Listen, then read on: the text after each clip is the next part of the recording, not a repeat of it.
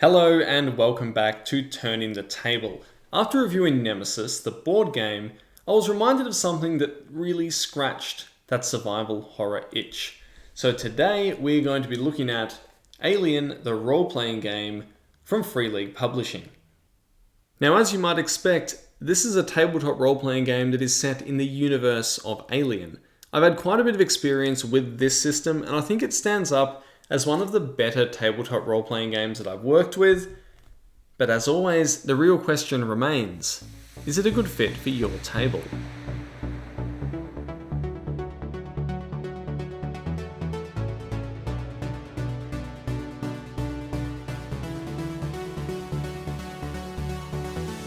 So a quick primer for those viewers not familiar with what a tabletop role-playing game is, because this is primarily a board game channel. Basically, each player will have their character with different sets of skills and abilities, and they'll be thrown into a range of situations by the game master, or in this case, the very thematically named Game Mother. This is a person who does not play the game, but rather they run the game. They control a cast of characters, they control the environments, they sequence events, they describe changes in the game world to the players, and it's a type of game that takes a lot of imagination. This book contains all of the rules required to make the characters and define what they are capable of, but it also has heaps of information on how to construct a cohesive and immersive game world, which is what you're really after in a tabletop role-playing game. There's a bunch of story hooks and ideas that the game mother can use to come up with adventures and situations to throw at the players.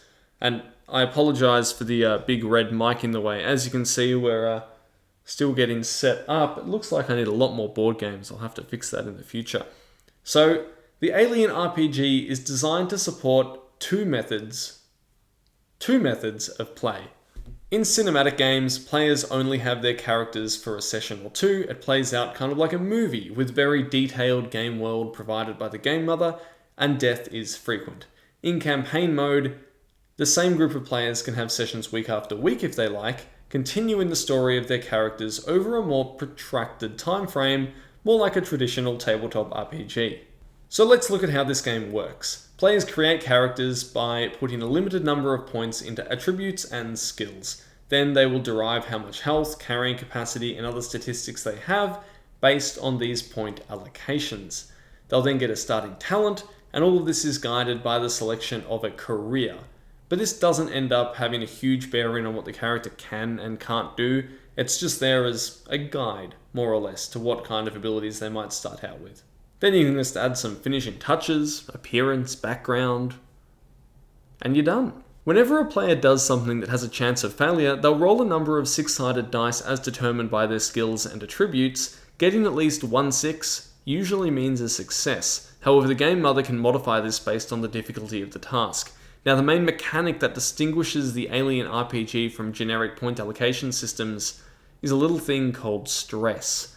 Now, being in space or on a frontier is very dangerous. And even more so when everything starts going wrong and alien creatures are clawing through the bulkheads and your atmosphere is venting into space. Oh, it's all very stressful for those poor characters. So this is a stat that builds up as more and more stressful things happen, but the main way of gaining stress is quite voluntary indeed. Let's say you make a dice roll, but you don't like the result, and you want to go again. If you want, you can push that roll. You can re-roll any number of dice. If you do so, you gain stress. Now, this is a double-edged sword, because for each point of stress that you have, a special type of six-sided dice is added to your dice pool. You can use the same dice, of course, just roll them separately, and it's added to every roll that you make. These are called stress die, and getting a 6 on them also counts as a success. So that's good, right? The idea is that as the situation deteriorates, your character gets more and more pressure upon them, they get more and more stressed out. In this state, they can push themselves to their mental and physical limits. Now, this is important because the characters in Alien are not heroes. They're your average Joe space worker, just struggling under the boot of an oppressive super corporation. They really need every bit of help that they can get. The flip side of the stress die is that even if a single 1 is rolled on them, then your character may panic. Now, Panic could result in screaming loudly and letting anyone nearby know where you are. It could result in becoming comatose with fear, or even unloading your weapon into the back of your teammate who's walking in front of you. It's a very simple system, but it's an exciting one that escalates tension throughout the play session, especially if the game mother keeps opportunities to relax and reduce stress limited. The other mechanic that works really well is a narrative one. Each player has a buddy and a rival, and then a hidden agenda. In cinematic games, these often result in violent conflict between players at critical moments in the story, which is very exciting for the game mother.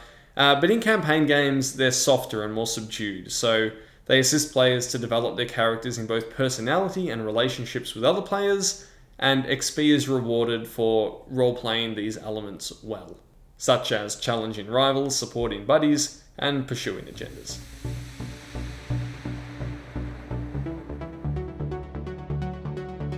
So let's have a look at the book itself. It's a nice book. The art really fits the vibe of the setting. It's dark and claustrophobic, which means you're not going to get anything super spectacular or colourful in here. There's really not much colour at all, but I think that's just Alien RPG for you. It's a bleak world in the 22nd century. The core rulebook is all you really need to play the game. It goes through an introduction, it sets the scene, there are rules for constructing player characters, there's a description of what each skill can be used for, there's banks of talents and gear, including weapons, tools, and even spaceships. And of course, then there is a full rundown of rules for combat, panic, environmental pressures such as oxygen, gravity, and radiation. The Game Mother section is what makes this book so bulky.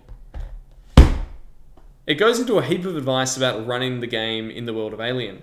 There's an enormous amount of world information about the history of space colonization, the different planets that humanity has reached, rumours amongst the stars, the political and corporate landscape of the 22nd century. It has a lot in here, including a bunch of maps and schematics for a few key locations you may wish to use or not, and of course rules for threats, including the titular xenomorph variants. The book finishes off with a small cinematic game module to demonstrate how a game mother might design a session. So let's have a look at what works and what doesn't work about the Alien RPG, and then we'll see if it works for you.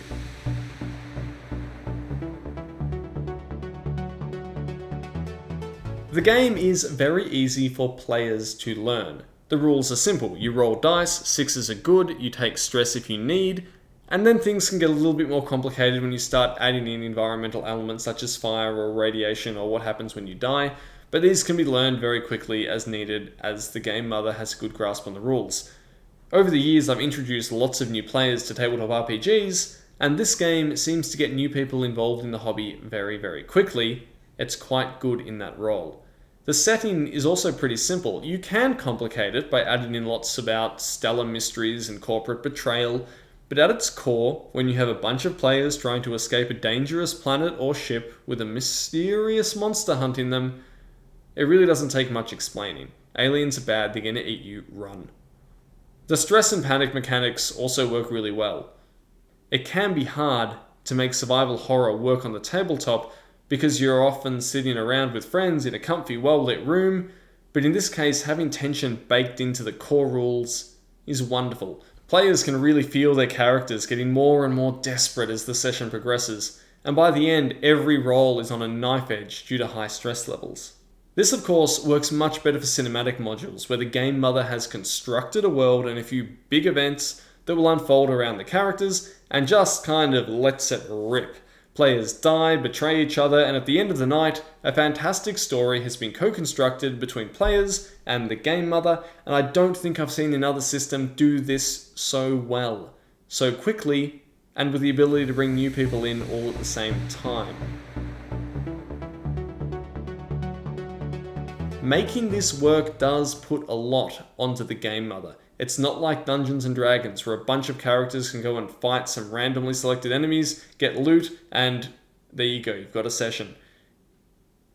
The world has to be much more meticulously crafted than that, so that tension escalates slowly, resulting in bursts of horror and action towards a climax where everything seems to be falling apart at the same time, lives are lost, players barely escape.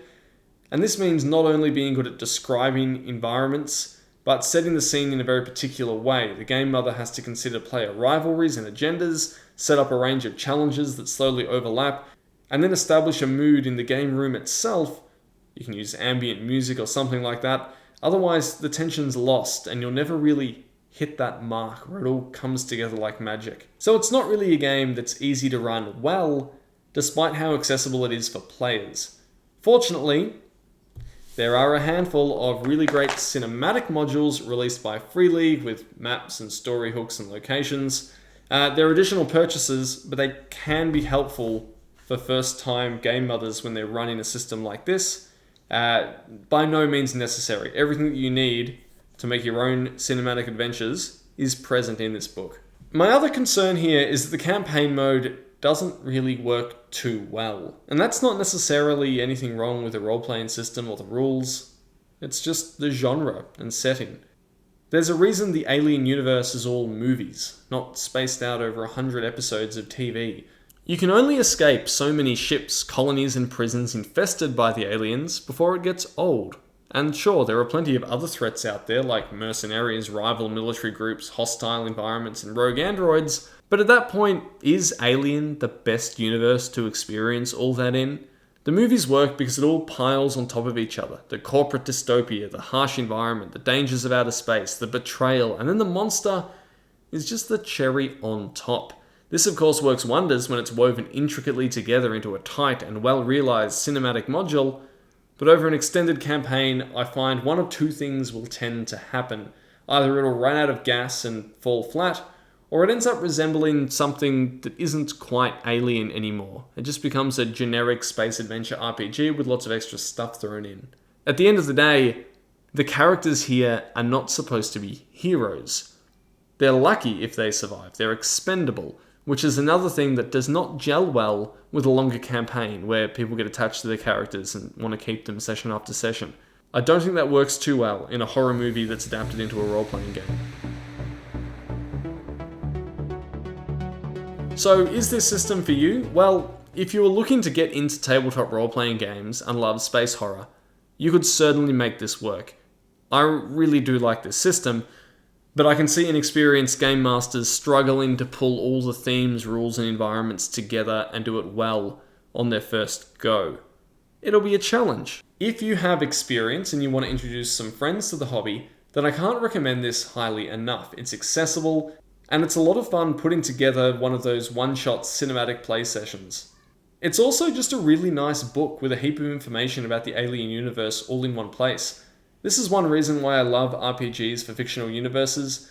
They're often the best encyclopedias for that universe. So thank you everyone for watching, and next time I promise I'll move away from the space horror genre. It's just been a little bit of a fixation of late. Please subscribe if you want to stay up to date as we bring out more and more videos, and I will catch you next time.